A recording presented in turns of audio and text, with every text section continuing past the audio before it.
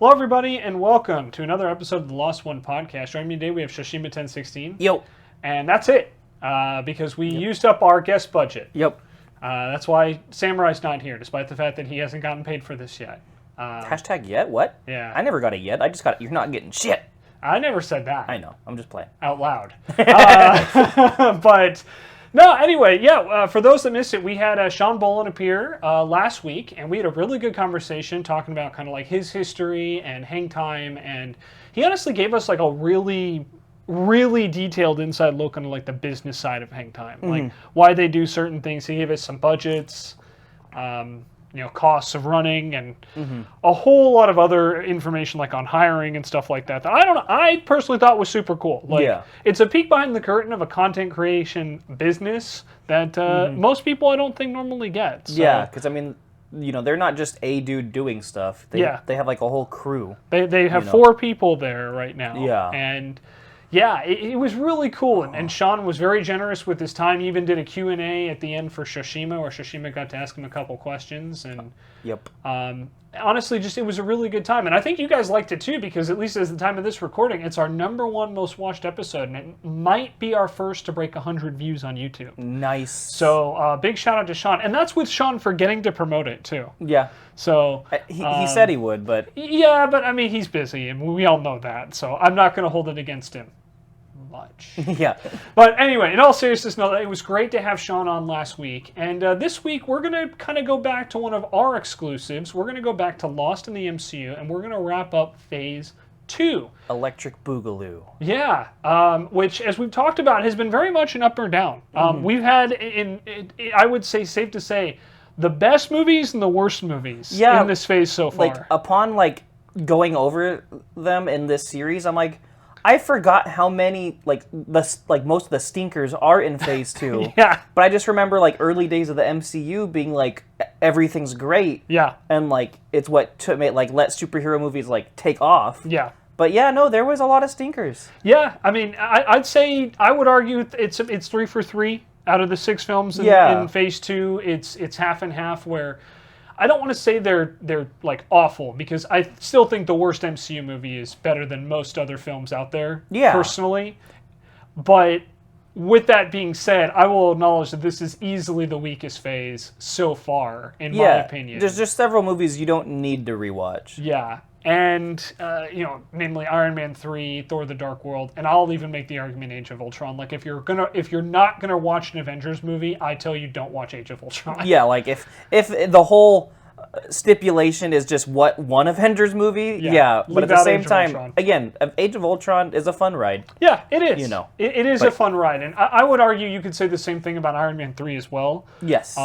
And you just cannot take it seriously. Yeah, and even Thor the Dark World, it has its moments. It has some of the funniest moments in the MCU up until this point. Namely, I would also argue it has the best cameo of all time with Chris Evans pretending to be Loki, pretending to be Captain America. Yeah. I don't know. That to me it's a highlight. But luckily, Phase 2 does end on a strong note with Ant-Man. And as we talked about, though, Ant-Man is a very interesting movie, and we're going to kind of dive into the details on why. But we did talk a bit about Ant-Man during our Age of Ultron pod, and that's because we talked about how Hank Pym was the creator of Ultron in the comics and in almost every other media. Yeah, there's not very many, versions of Ultron without Hank Pym. Yeah, I actually struggle to think of a single one outside of the MCU. I'm not the comic book nerd, so I don't have all the lore, but yeah. Yeah, in just about every iteration that I can think of, Hank Pym has at least some involvement, if not directly. Yeah.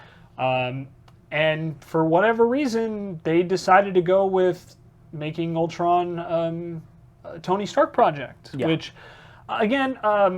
I think it still worked. Yeah. But it definitely feels weird from a comic book fan. From a casual audience perspective, I think it was a total... Decision does make sense, but I don't like it because I'm not just a casual audience fan. I don't like it. I don't want it. Yeah. But here, we talk about how the timing of that was a bit weird because Ant-Man was the next movie after Age of Ultron. So it would have been really easy to introduce Hank Pym beforehand. I don't know what the reasoning was. I'm not going to pretend that I do. But honestly, given how well this movie turned out and how amazing Michael Douglas ended up being in the role of Hank Pym, I'm not mad about it. Yeah. You know, I think they did a good job here, and they kind of explain it a little bit. If there's one weakness of this, I feel that they don't really dive into what makes Hank Pym in this movie. Yeah, there's not, like, they set up Ant-Man, because in this universe, like in canon, like, isn't Scott Lang like more or less the first like real Ant-Man superhero? Like as far as publicly, yeah, because they do establish that Hank Pym and his wife Janet were the original Ant-Man and the Wasp, and they work for S.H.I.E.L.D. But we only get to see like a really brief moments of that. Yeah, like.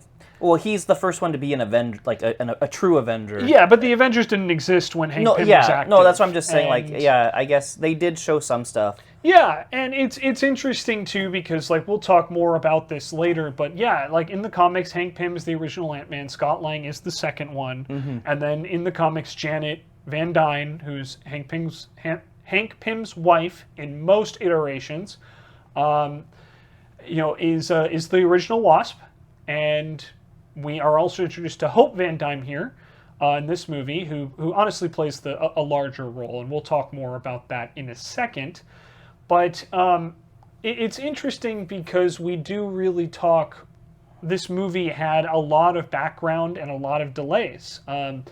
For those that don't know, this movie was basically in development for I think like a decade, under Edgar Wright, who a lot of people know from, like, I think he did like Shaun of the Dead and At World's End and the other movie that At World's End links together. Hot Fuzz, thank you.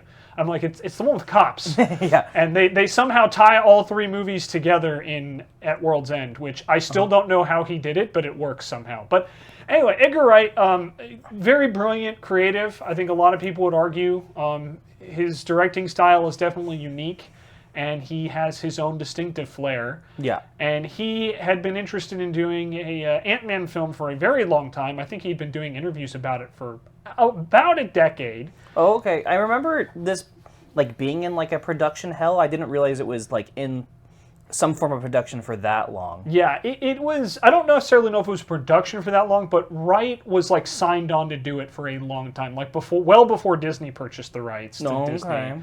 And I think even before the MCU was like a thing. So, yeah, the Ant-Man film had been like in the works for a while. And ultimately what happened was Feige and company had a plan at Marvel.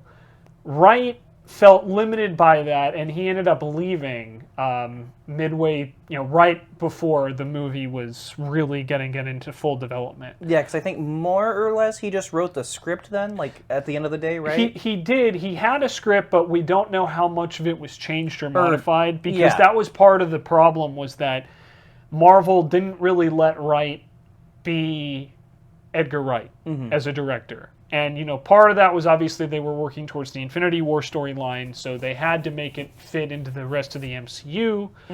But with that being said, it is a shame that Wright didn't get to stick around. He is still credited, I think, as one of the writers.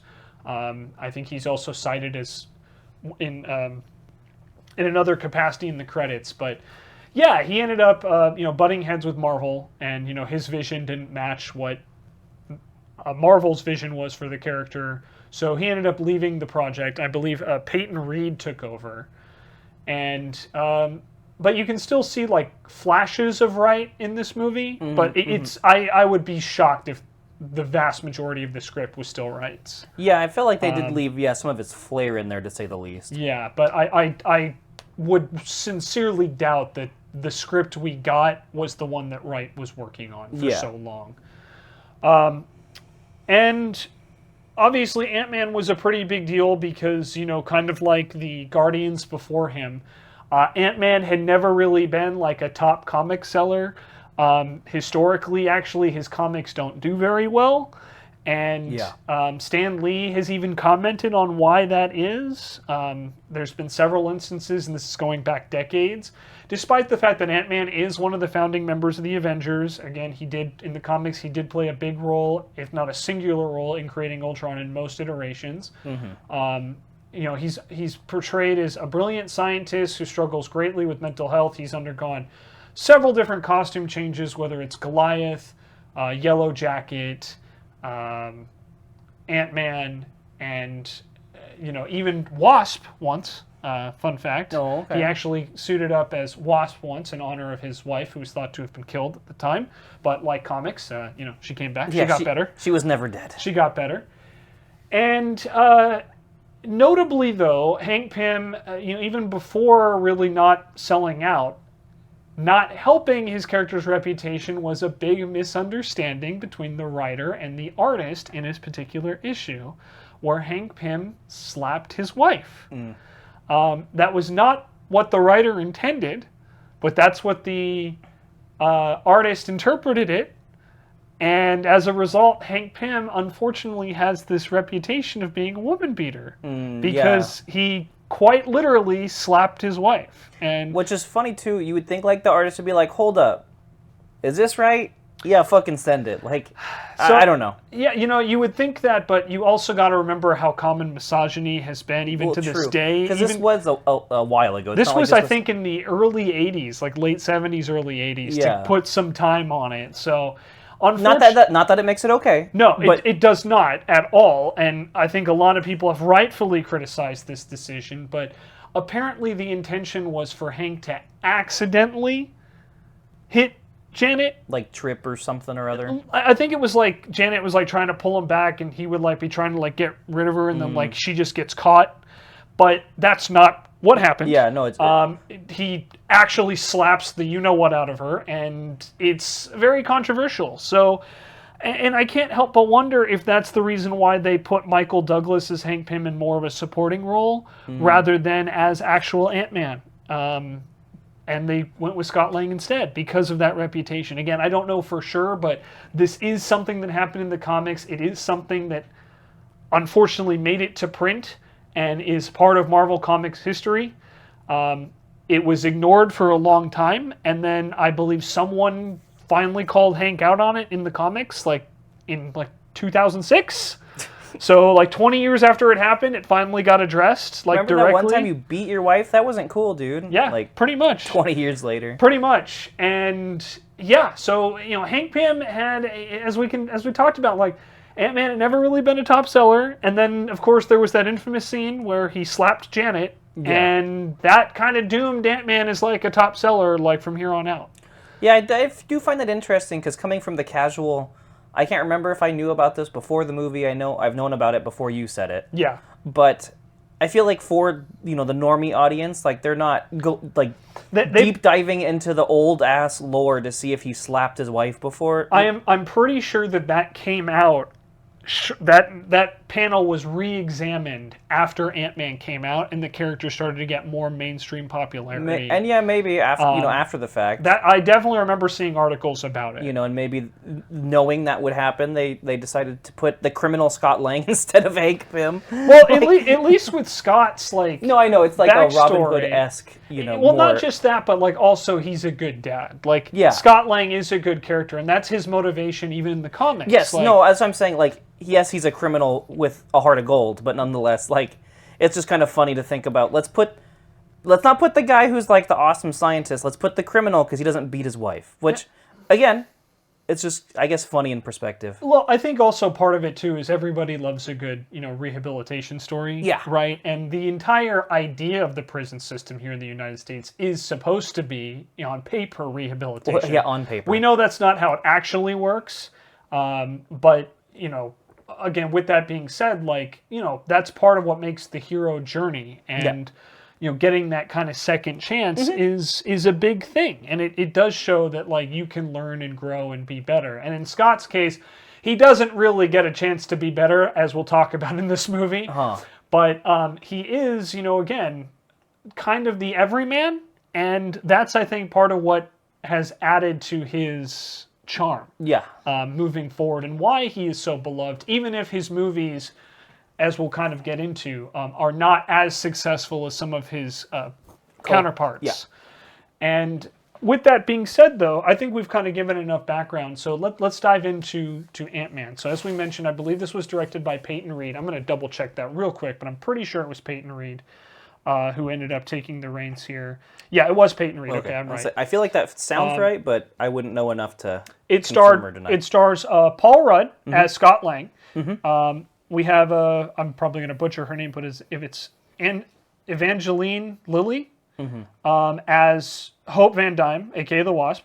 Corey Stoll as Darren Cross, aka Yellow Jacket, and then of course a whole bunch of side characters: Bobby Knievel, Michael Pena, Tip T.I. Harris, Anthony Mackie makes a cameo appearance. Yep. And we also have, I believe, of course, the aforementioned Michael Douglas as Hank Pym. And I can just say this, that the casting on this film is phenomenal. Every one of these characters, I think, was amazing. Yeah. Corey Stoll, I think, is kind of my underrated MVP because he just plays this, like, super awkward, like, billionaire genius. And I think his portrayal has really, really aged well when you look at other tech CEOs and how they're acting now, like in 2023, like Elon Musk or Spez from Reddit, and just I'm gonna buy tickets to that Zuckerberg Musk boxing match. oh god, yeah, Zuckerberg is another story too. But his characterization is very much in line, I think, with what we're seeing in real life today, and his performance is just great because he's basically just this dude he's brilliant. He's angry, he's spoiled, and he has no self-awareness. Yeah. And honestly, I'm here for it. Because again, like, for me, the best films are based on real-life characters. And when I look around in the year of our Lord, 2023, I see a lot of Darren Cross-like tech bros. So I think that his portrayal in particular has aged extremely well. Yeah. Michael Douglas comes in as kind of that veteran anchor who really brings Hank Pym to life in the best way. Yeah. No, I love like them putting Michael Douglas as the OG, like in this movie. And we'll talk about his performance more in detail as we get in and we talk more about the Ant-Man films. But he crushes this role, I think. And then Michael Pena, I think almost everyone would agree, breakout star of this movie. Who? Lewis. Yeah, okay, that's what I thought, but I couldn't remember the actor's actual name. Michael Pena plays Lewis, who quickly became, I think, the breakout, unexpected star of this movie, to the point where there were internet petitions of him retelling all the events leading up to Endgame, which apparently does exist, and they just haven't released yet. Really? So if we ever have like release Kevin the Feige, Lewis cut. Release the Lewis cut, please. Kevin Feige, I know you're listening. Just kidding. But yes. Well, maybe someday. Maybe someday. As far as casting, not that.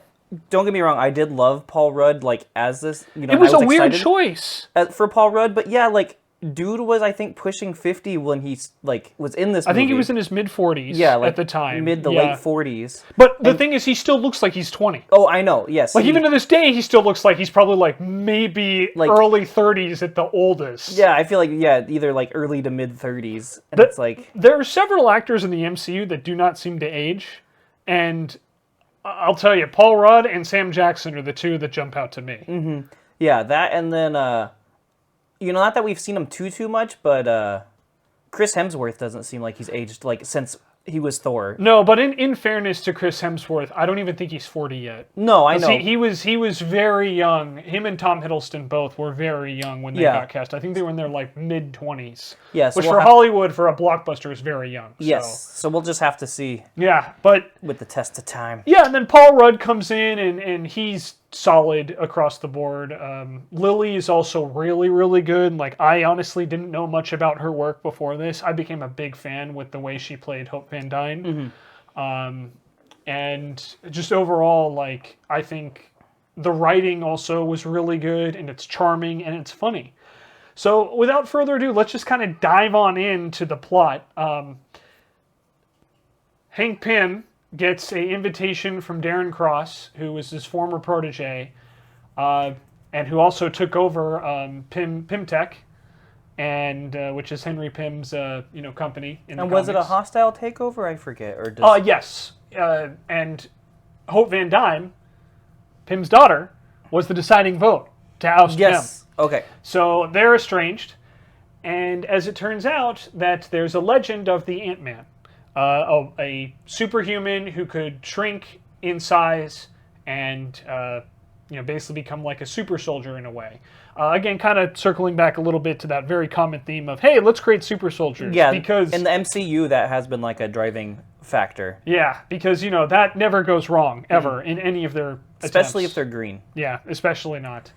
But, and he's announcing the Yellow Jacket suit, because he's rediscovered Pym particles, which in the comics are the special microscopic thing that allows basically the user to change shape and size, and only Hank Pym has ever been able to figure them out until now with Darren Cross. I saw on Death Battle, which we've had famous internet sensation Chad James on this podcast Big shout before, out to Chad.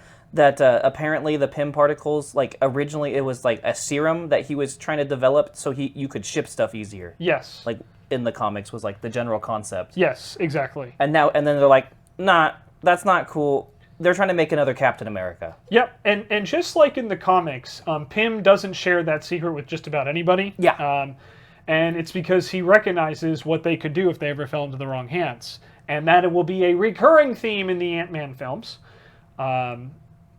But here, Darren Cross, who is Hank Pym's former protege, has figured it out, has unlocked the secrets, and he's preparing to sell it to the highest bidder. Seems legit. Hank Pym, as you can imagine, isn't thrilled about that, and so he establishes a plan. A plan to trick Scott Lang into stealing the suit and using Scott to stop Darren from selling the Pym particle technology. Scott is a former criminal who's just gotten out, meets up with his good boy Lewis, who he met in prison. Yeah. And Lewis immediately charms everybody with his long-winded but hilarious storytelling. Yeah. Opening up about how life has been since he got out of prison. Yeah, because it's also like long-winded / like roundabout. Yes, it's very much like sidebars. You think our sidebars are bad? Like Lewis is the king. Yeah. He's, but it's like, I found out like my brother went to prison, my mom died. But hey, I got the van! And he's just always optimistic about it. He's like the happiest person on the planet. It's hard to dislike him. Yeah. Like it really is. And, Scott gets let out after serving time. We learn he's a master of electrical engineering. He was basically doing a Robin Hood-like crime to steal from the rich and give to the poor. Yep. He split from his wife, who has now moved on and is now, I think, either dating or married a police officer. Yeah, I forget. Who, of course, does not treat Scott very well. Very suspicious of Scott. And Scott ends up actually, I think, violating terms of their agreement by going to surprise Cassie, his daughter, for their birthday. Yeah. And as you can imagine, the cop is not happy. Yeah. Neither is his ex-wife, because Scott has no way of paying child support, having been in prison. Yeah. So Scott's really behind on that. And then visitation was supposed to come after that. But of course, Scott can't wait because he loves his daughter. Yeah. And Scott tries to find work.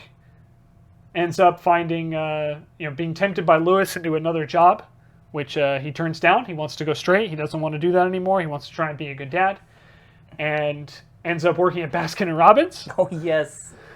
Which, uniform and everything, which, man, I can't imagine what that licensing must have cost Marvel to get into that movie with the uniform and everything. But, of course, Baskin Robbins finds out that he was a criminal, despite the fact that his manager thought it was really cool that he committed a cool crime. He still has to fire him. Yeah. But he did tell him he could have any Sunday he wants on his way out. He'll overlook that. Yeah.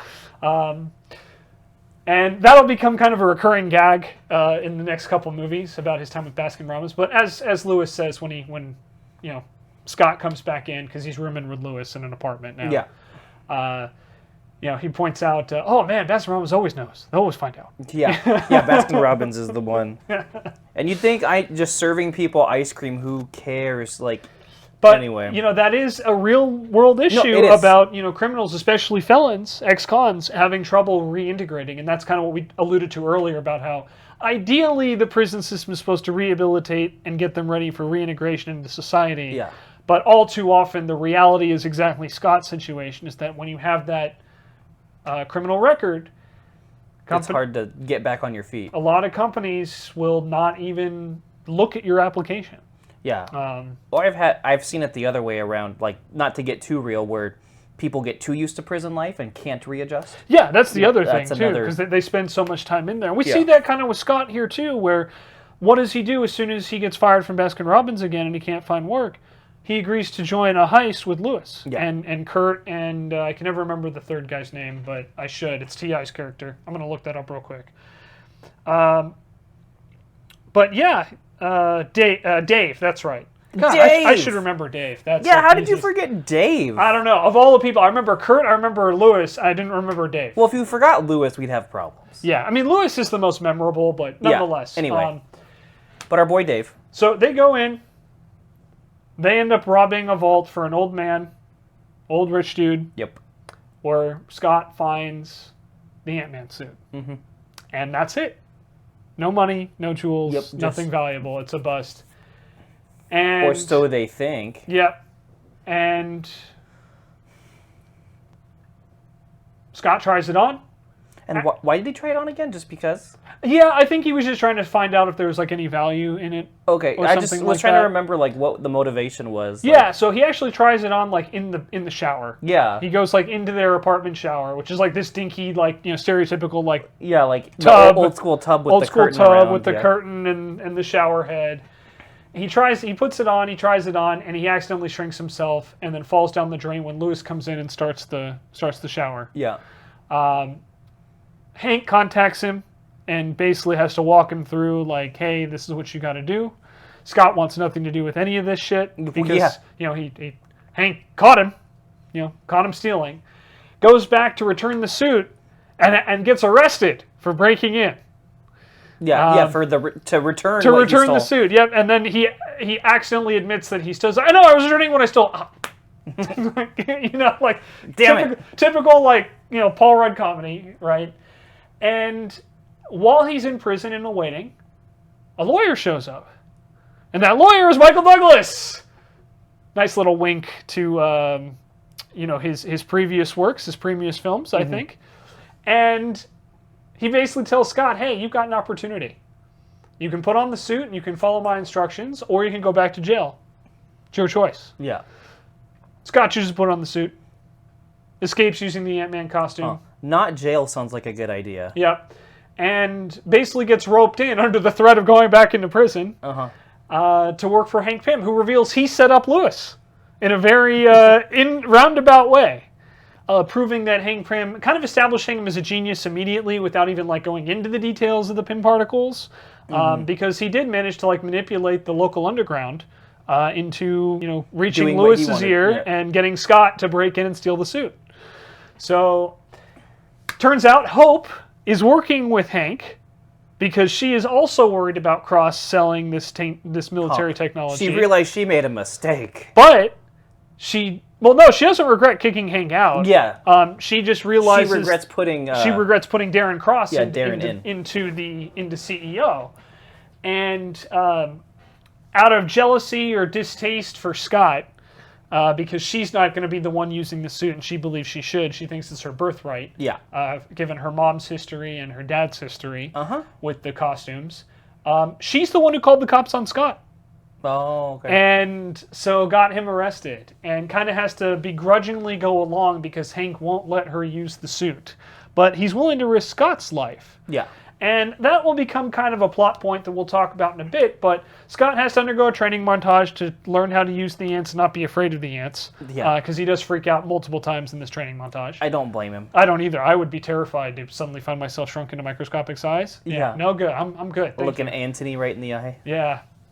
And of course, he does make friends with a flying ant name, which he names Anthony. And that will become a source of lots of memes later. I didn't realize that was a thing they started with Hank Pym in the comics too. Oh yeah, absolutely. I didn't, I thought he was gonna like be more straight laced. Like no.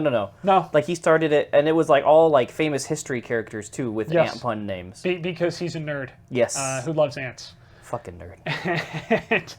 It's fun because they go through and it's eventually revealed that Cross, almost catches them in the act, and Hank finally reveals to Hope that the reason he doesn't want her to use the the suit is because there's a chance that she could go microscopic and go quantum Yeah. and never come back, which is what happened to her mother.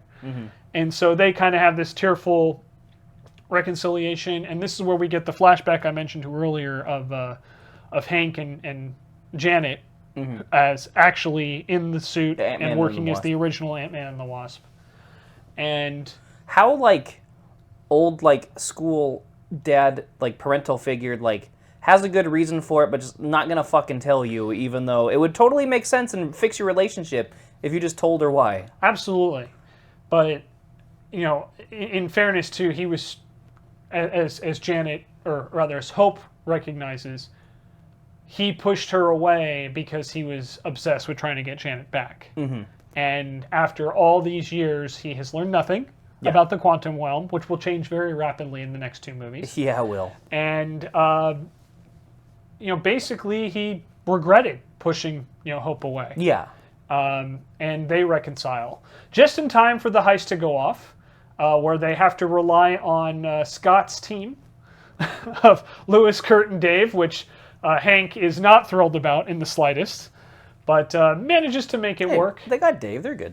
And while Cross is kind of giving this demonstration to a bunch of organizations, we actually see Hydra there, along with some other organizations. The Ten Rings make a cameo appearance as well. Oh, yeah. Which is, again, very interesting that they bring Hydra here when they literally don't do anything with Hydra like after this at all. Ever. And same thing with the Ten Rings. I mean, like, kind of, but you know what I mean. You know, they do bring the Ten Rings back, but they have not brought Hydra back in any not in any manner. capacity, no. And, you know, we won't go back down that tunnel. I think we covered that pretty extensively in Age of Ultron. Yeah. Cross is aware and captures Scott. Knows about Hope's treachery. Knows about Hank trying to undermine him. Yeah, because wasn't there something like Cross had a thing for Hope, right? Yes. Wasn't that like a plot point in there? Oh, yeah, absolutely. Yeah. Yeah. Completely one-sided. But yes. Yeah. Remember what I said, no self-awareness? He's like no awareness that she is not into him at all. Yeah. And long story short, Scott ends up having to break out.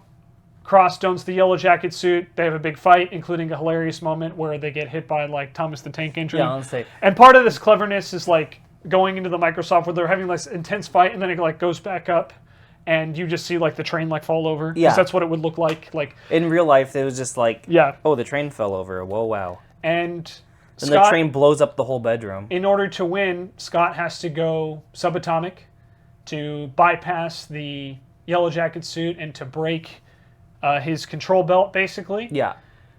In order to save Cassie. But unlike Janet, Scott somehow manages to return from the quantum realm.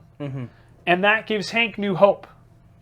See what I did there? And, of course, the end credit scene is one of Hank finally agreeing to let Hope become the Wasp and showing a brand new Wasp costume, to which Hope responds with, "It's about damn time." Yeah. And there we go. Movie is largely self-contained. Notably in the MCU, it takes place in the West Coast in San Francisco, which to this point had largely been untouched by the MCU. Yeah, until Venom goes there. Just kidding. Yeah, we're not going to get into that. Sorry. But overall, a really good mix of like action, comedy, heist. Again, Lewis, I think, was the big like breakout character for sure. Yeah, because he was like, obviously everyone was gonna like Paul Rudd and like Michael Douglas as their characters, but no one was ready for Lewis. Yeah, and Lily as Hope, who was incredible, who played a very good like capable but also like hurt daughter. Yeah. Because one thing we kind of glossed over is that during the training session, like Hope is literally training like Scott how to throw a punch and like how to fight. Yeah, and, like she was like the tricks. strong like female character that wasn't allowed to like use the powers. She was the capable one compared to Scott. And that will also be a recurring theme in a lot of the in like all the next movies and in all of her appearances, is that Scott is kind of the bumbling like everyman. And don't get me wrong, he's good at what he does. He's brilliant. He's an electrical engineer with a master's degree, but he is a goofy, clumsy... Yeah, but an electrical engineer with a master's degree, like, doesn't compare, though, to, like, half of this, like, Avengers cast. Yeah, you know? Exactly. So he's definitely a smarter cookie, but yeah. he is, in many ways, the audience surrogate. Yeah, and we'll see that a lot in his future appearances, like in Civil War. Being a big one, Endgame, in, just to name two big ones, right? Yeah, because him, like, donning the Ant-Man suit went from, like, potentially, like, big fish, small pond, to then he was, like, the small fish in, like, the giant pond. In an ocean, yeah. Comparatively speaking. And, overall, again, like, I really enjoyed this movie a lot. This movie was way better than I think it had any right to be, especially coming after Age of Ultron. Especially for it being like the quote-unquote like palate cleanser.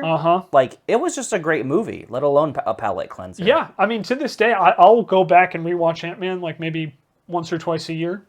And it's just because it's fun. It is like the MCU at its most like silly and fun. Just trying to do like fun thing rather than... Like, again, they didn't like, which is funny, like, knowing that there was all those back and forths between Edgar Wright and wanting to do his own thing and this and that. Yeah. Whereas, like, this movie on its own doesn't, like, really have a whole lot to do with the greater MCU as a picture. Yeah. I mean, obviously there's some stuff with the quantum realm that it hints at and we get later, but as a singular movie... Yeah. Pym Tech and S.H.I.E.L.D. obviously are connected because Hank used to work for S.H.I.E.L.D.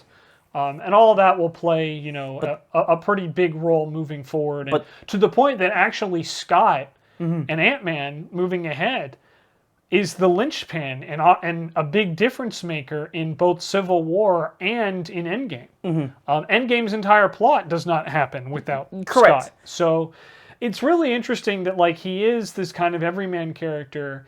And it is also kind of sad, too, that, like, he doesn't really get the recognition, I think, that he deserves, especially not among, like, general audiences, for how successful I think these movies should be. But I don't know what it is, if it's the action comedy, if it's the fact that they were palate cleansers, or if Quantumania, which we won't talk about a lot, but, like, just had too many issues with it. But unfortunately, yeah, the Ant-Man movies just don't... They perform well, but they don't perform as well as some of their counterparts. And that was even the case here where, this movie did well, but like looking at it like the MCU, it is one of like the lowest grossing like solo movies, which is very unfortunate. Yes, especially for this, first outing. But yeah, what did you think of the movie overall? Like, what was your highlights? Do you have an MVP for who who you think did the best performance in this movie? Like, what are your thoughts on it? Yeah, I mean, I think you've kind of echoed, like, I knew going in I was going to enjoy Paul Rudd and his take on Scott Lang. Yeah. Like, that part wasn't a surprise that I had fun with it. Like you were saying, though, with Lewis, like, just the way the actor did it, the way the editors did it, though, because, editing his stories... And was also a big part of, like, his character. Yeah, where everyone was speaking the words, but it was still Michael Pena. Yeah. So they were all, like, Michael Pena, and it's just like, this is not how people talk, but this is Lewis's retelling. And it's amazing. It's hilarious. Yeah, so I think just the way they just captured that as a whole was just a fun, like, way to... Again, as a palate cleanser, it definitely was not, like, a like super like peak of Endgame, but it still wasn't like the low. Yeah. It was just a way to get us down like off that high, but still be a great movie. Yeah, and speaking of which, I just remember we totally glossed over a pretty important part. Scott actually goes toe-to-toe with Falcon in this movie. Yes, I noticed you mentioned it, but I hadn't brought it up yet. Yeah, so it's part of like that training scene is they had to steal something, and Hank Pym has like this old like warehouse blueprints, and it turns out no, that's the Avengers compound. Like that's the brand new Avengers compound that was just introduced in Age of Ultron, and this is technically Falcon's first appearance as an Avenger. Because he joined the team at the end of Age of Ultron. Oh, so yeah, it's his first movie appearance as an Avenger. Yeah, legally an Avenger yet. And, Scott first tries to talk to him, and, Falcon's like, what are you doing? And then they fight, and Scott wins. Yeah. And Mackie, of course, does another standout performance here where he's like, it's very important to me that Steve never finds out about this. Yeah. And, of course, that'll be relevant in a bit for Civil War, where Falcon will refer to Scott as, hey, I know a guy who can help us out. Yeah, like I know a guy. And he calls him Tic Tac, which I think is the greatest nickname Yes. like ever. But Scott is, just it's a great scene. It's a great little cameo appearance from Anthony Mackie, who, as I've talked about, I will continue to sing his praises throughout every movie. That's why I'm like, it's not MCU, but like excited / not super excited for Twisted Metal. Yeah. It's just because of Anthony Mackie. Yeah. And like I want to see what his portrayal in whatever the fuck they're doing with that. But yeah, the preview looks pretty good. Yeah. And they have Samoa Joe, who's playing. He's like the actor for Sweet Tooth, but he's not the voice. Yeah, which is weird, but It makes me sad, but at the same time, like if you're gonna have like a big dude, Samoa Joe's not a bad choice. yeah, no, portray. that's what I love the actor, but just the fact that they're doing a different person for the voice, seems weird to me. But it also makes like if you're gonna do it with a character like Sweet Tooth, that makes sense. Yeah. So, anyway, but yeah, so Mackie shows up in this, but anyway, I'm sorry I interrupted you, but yeah, no, just it was great having like a Avenger in there. I do feel it was very fitting / interesting. They did pick like the quote unquote newbie / weakest, Avenger. Not, but you know what I'm trying to get at. I would argue Falcon is one of the weaker members of the Avengers. I don't think that's a knock on Falcon. Just when your Avengers team at this point is Black Widow, Captain America, Vision, Scarlet Witch, and War Machine. And Hawkeye. Hawkeye retires. Oh, I forgot. Yeah, Hawkeye retires. I forgot. So what your team is like literally Captain America, the original super soldier, Black Widow, who's the super spy. Yeah, like Black Widow's like the closest to Vision, a living android with the Mind Stone in his head. Yeah. War Machine, who is basically Iron Man but with more firepower. but with more guns. And then Scarlet Witch, who's like one of the most powerful characters in the entire series. And then you have Falcon. Like, I don't think that's a knock to say Falcon's like, the weakest member of that team. The closest is like Black Widow, but still like. But even then, Widow has like way more experience. Yeah, no, that's what I'm saying. Like, closest. Yeah. But yeah, so I found it fitting that they did put him out of all Avengers, because nonetheless he's an Avenger. Yeah. But then it kind of was like a proving of the training. Absolutely. For Scott, being able to. Again, it's not like he totally like took out Falcon, but at least was able to accomplish his task. he did disable the exosuit. Yeah, so, but yeah, I'm just saying. I mean that I think counts. So Yeah. But nonetheless, like it's a pretty fun cameo, and I think it's very fitting. Because it's very fitting of like, oh, Scott like tries to talk to him first. Yeah. Like, let me try and reason with them first, and then when Falcon's like, like you're literally trespassing on our compound, and we don't know who you are. Then Scott's like, okay, I'm sorry about this, but he's still like being this big fanboy while he's like fighting Falcon. And it's funny too because like Hank Pym and like Hope are like screaming in his ear like, "Do not do this!" Like abort, abort, abort. Like you're not gonna handle it. Then and it gets to kind of show Scott's skill because he does like he after they're like yelling at him when he comes back, he like reveals it and then they're like, "Okay." Yeah. And I think Scott even says like, "Hey, can we just like acknowledge the fact that I fought an Avenger and didn't die?" Yeah. Like I know, and not even like one. Just his goal was not dying. Yeah, not dying. Yeah. But it does, I think, really set up and show that Scott is capable. And again, because when you compare him to Hope, who's just like head and shoulders above him in everything. And yeah, no, I thought that was a great part. Also, this movie, was this the movie that introduced who was not his warden, but like his PO, his parole officer? No, Jimmy Woo. Yeah, Jimmy Woo. Yeah. No, and that isn't even his parole officer. Jimmy Woo's FBI, and that's FBI. Yeah. That is because he surrendered after breaking out of the raft after Civil War. So, was that later? Yeah, Why that's did I think later. That was this movie. No, that's Ant-Man and the Wasp. You're jumping ahead of movie. Sorry. Yeah, that's Ant-Man and the Wasp. This one, I thought that was this one. My bad. We don't have a Randall Park in this one yet. Spoilers. Man, I'm so glad they brought him back for WandaVision. Yes. Like for the record, I'm so happy they brought him back for WandaVision, and he even made a cameo appearance in Quantumanium.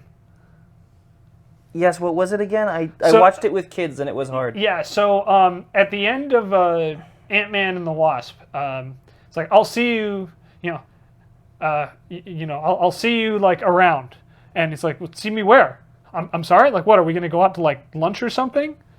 No, like around for like the next time you screw up. Oh, yeah.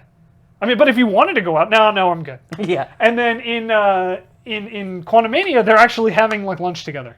Oh, it's like a brief like blink and you miss it scene, but he's there. Yeah. They're having lunch together. So. Yeah, I know. Some of the side casts just again, this isn't related to this movie specifically, but just in the MCU as a whole, is super good. Great. Like, yeah. Randall Parks, Jimmy Woo is a great one. Darcy Lewis, that's exactly who's like the OG like breakout sidekick from Thor. You know, and then and having Lewis. Lewis and Ant-Man. Lewis hasn't appeared other than Ant-Man movies though, right? I don't think. Yeah, I think he's only been in the Ant-Man film so far. He might have made like a brief cameo in Endgame, but I don't think so. Yeah, no, I don't remember. So that's when they could. But yeah, they could just do like an all like side like character like series or something, and it would be great. Yeah, I mean, again, you just have Lewis like literally if they want to like print money, just have Lewis retell the entire like Infinity War saga. You have gold like right there. Maybe for the 20-year anniversary. Yeah, maybe. I don't know, but hopefully it's 20 years of Iron Man, and not 20 years of Infinity War, because then we'd have to wait like. Well, that's what I mean. The 20 years of like the MCU proper. Yeah. Because the Infinity War was what, 10 years? Yeah, Infinity War was 10 years. With of MCU proper. Yeah. So yeah. Anyway. But yeah. So again, like. There's just a lot of great characters in this. Again, I think, like. Out of like Breakout, I did love Lewis as far as like the most unexpected. Yeah, absolutely. Like I had heard of Michael Pena before this movie, but this was like the first time I'd actually like watched one of his things, or at least the first one I remember watching. Yeah, and I can't remember. And I was very impressed. I can't remember what came out first. I think this, but he was also the dad in Dora the Explorer. Yeah. So yeah, but. And just Michael Douglas being the OG he is. Michael Douglas, I think, was the anchor of this movie. Yeah. Tanner, stop that. Stop. But stop. Oh boy. Sorry. Tanner is giving Shoshima a bath right now. Yes. But yeah, Michael Douglas, I think, is the anchor of this. Honestly, the whole cast, like I said, just did really well. Darren Cross, again, just such a great villain. Like. One, I think that is aged like considerably well, because he's totally playing like comic book villain, but that's what we're seeing in real life right now, as I mentioned, with like our tech bro CEOs. Yeah, because even like compared to Obadiah Stane, like as far as just like he was a corrupt, greedy tech guy, like I do feel Cross like he had more character than just he's generic bad guy. Obadiah Stane definitely comes across as more like an 80s like. Big business villain. Yeah. Whereas Darren Cross definitely comes across as more of a like that has that tech bro energy. Yeah, like that tech bro energy, like 2008 onwards.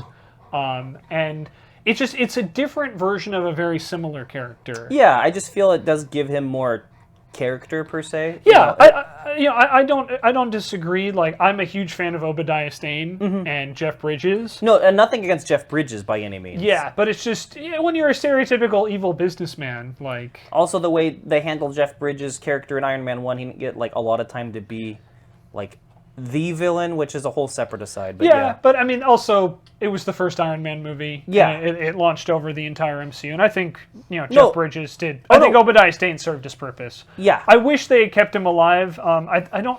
We probably talked about this on the Iron Man pod, but they did actually shoot a scene where Obadiah Stane survived. Oh, okay. They just didn't use it. But that's another story. Again, though, if there is one critique. The Marvel villain problem raises its head again, where they seemingly kill off Cross, and I do have to say seemingly, because I'm not saying nothing. Well, I'm going to, because at this point it's been out for long enough. But Quantumania, it's even on Disney Plus. Yeah, he does appear again in Quantumania. I'm not going to say what his role is yet, but okay. They seemingly killed him off, and you can even argue that. It wasn't until Loki that he came back, so you can argue those semantics. Yeah. When they split the timelines, but that's another story. But I do like the way they handled it. But yeah. Yeah, I do too. But we'll talk about that more when we get to Phase 4. Actually, that's Phase 5 technically. Quantumania was the first Phase 5 film. Oh yeah. But Yeah. Again, like they seemingly killed off Darren Cross, and again, like it is kind of a weird. It was definitely weird, and as we talked about, it was a palate cleanser. But like to go from Age of Ultron to Ant-Man, where it's not even building up the Infinity Saga at all. Like, Yeah, there's no stones, no there's nothing. no in this stones movie. or anything. Like I said, we have loose connections. Like we do see Falcon, which is the most direct connection to kind of indicate where it is in the timeline. But with that being said, it is like it's a standalone story, but it's a standalone story that works. Yeah. And in many cases, it doesn't really, as we talked about, kind of advance the plot line at all. And it'll be the first movie to really do that in a while. I mean, I think like the last one that really didn't truly advance the plot in any way was Iron Man 3. Oh, before this movie, you're saying? Yeah. Because Thor: The Dark World had an Infinity Stone in it. Yep. Falcon and Winter Soldier set up basically set up a lot of stuff to come in Age of Ultron and Civil War. Yeah. We have here while Winter Soldier didn't really set up anything in the Infinity War per se, I guess technically no. I guess technically Winter Soldier. Yeah, it's fairly standalone. I mean, there's other like the whole Hydra thing, which we've already exhausted. we've already talked about a So, lot, which didn't end up going anywhere. So Yeah. I guess I stand corrected. I guess it's I guess Winter Soldier was the last one, which wasn't that long ago. So Yeah. but it is a bit weird. Obviously this is the first solo film to introduce new characters, because the Guardians was obviously a big collective of teams. Yeah. They introduced a lot of characters. Yeah, and the Guardians even had some stones in it. So. Yeah, and Thanos played a direct role there. But yeah, it was a bit weird, especially after Age of Ultron, and to wrap up Phase 2, like to not end on advancing the Infinity War plot was kind of weird. Obviously, we'll focus a bit on that with like Black Panther and Captain Marvel in Phase 3. But again, like overall, this movie, I think, for a single standalone adventure, it introduced a lot of new characters. All of them, I think, did a really good job. And overall, I think this is one of the better movies to come out of Phase 2, and I would argue it's on par, or if not better, than almost anything that came out of Phase 1. Mm-hmm. So I definitely feel it was an improvement. I definitely feel it was a setup. So Ant-Man gets a thumbs up from me. Yeah. I give it 2 thumbs up. Oh, I see what you did there. You just did what I did. You just called it correctly. Yeah. But with that being said, do we have any final thoughts on Ant-Man? I mean, we could talk more about like what it comes in the future, but I feel we'll dive into that more in future episodes. So. No, I did like the because what was they kind of explained the whole like shrinking and then punching people or whatever, like how it like they do, but then in like future films, Hank Pym is walking around with a tank on his keychain. Yeah. And it's like, oh, if it maintains its mass, like how? But anyway, that's Marvel science-y comic book bullshit. So that's another story. Well, because even in the comics, there's something where like, yeah, Ant-Man can shrink stuff, but like send its mass to like the Negazone or whatever it's called. And that's not the actual word. Yeah, the quantum zone. Is it the quantum realm? I think. Yeah, that's mostly where like.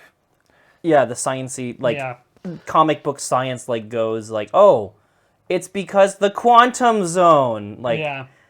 And just weird stuff like that. But that's the thing, is in the MCU they like do this detailed explanation that makes total sense here in like this movie, and then they promptly abandon it in the next like sequels. Yeah, true. And just they don't even like address it. They don't even hand wave it.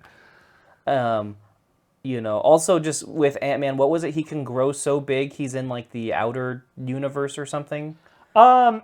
Technically, yes, or however that's like more comic book, and that that's not applicable here. Yeah. So anyway, let's not dive into that. Sorry, but the movie, I did very much enjoy it. I knew a lot of people were like iffy about it, like on release. I feel like after coming off of Age of Ultron and like who the heck is Ant-Man, but I feel like for pretty much everyone it like blew their expectations out of the water. I think so. Like, I definitely feel this was. I think most people will call this a B-rated Marvel movie.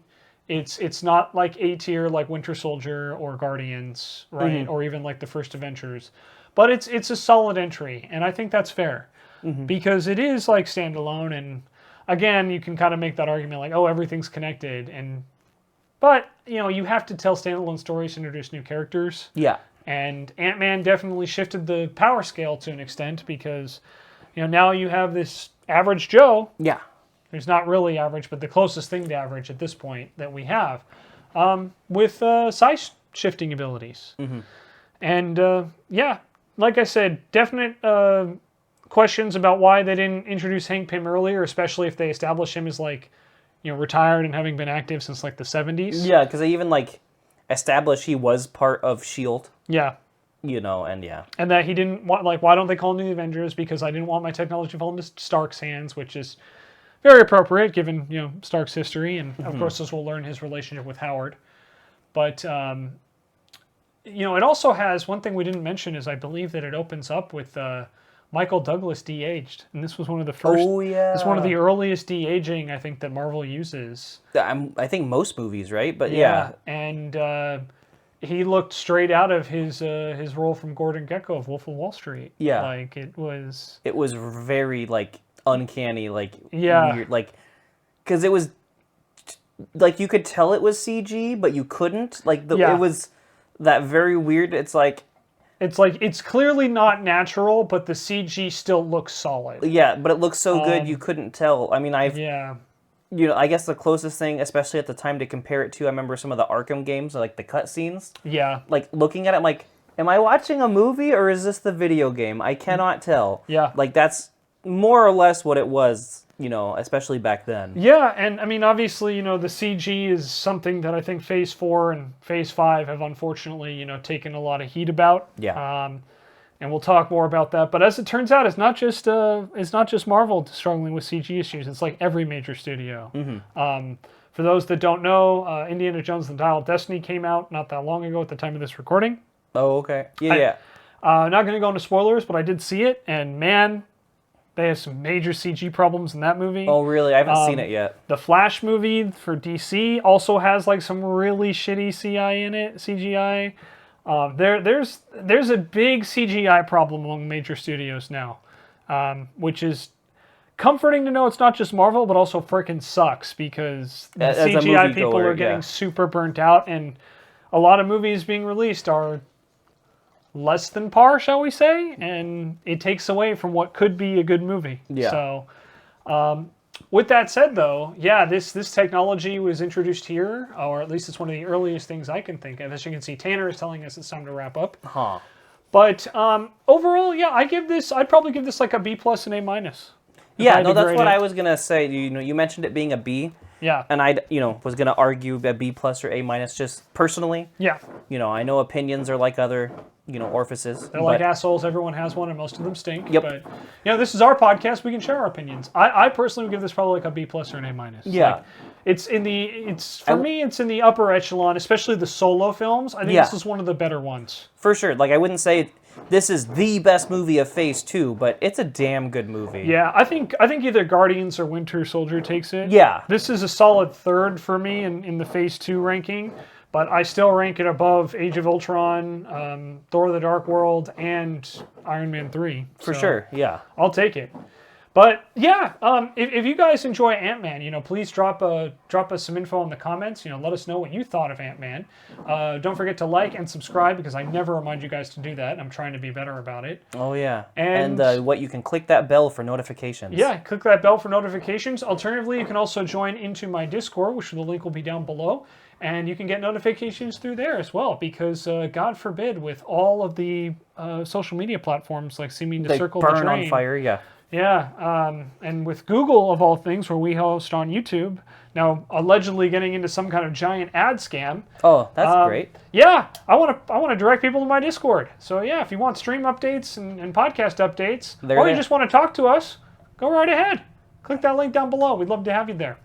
But in the meantime, Sho, do you have any final thoughts? Yes, I have one thing I must say. Sure. So Michael Douglas did an interview, and someone was asking about his throat cancer. I don't know if you've heard about this. Yes, I know exactly where you're going, and I can't believe this is how you're going to end our podcast. Yep. Okay, go for it. So this is why the man's an OG. He asked, why do you think you got throat cancer? Which is a really stupid question, by the way. Yeah. He said, from eating too much pussy. Yeah. He takes very good care of his wife, Catherine Zeta-Jones, apparently. So, with that being said, Yep. That's how we're going to wrap this one up, everybody. In true Shoshima fashion. So he You're is welcome. Shoshima 1016. I am Shenzo the Lost. Thank you very much for watching, and we will see you next time right here on the Lost One Podcast. Bye-bye. Bye.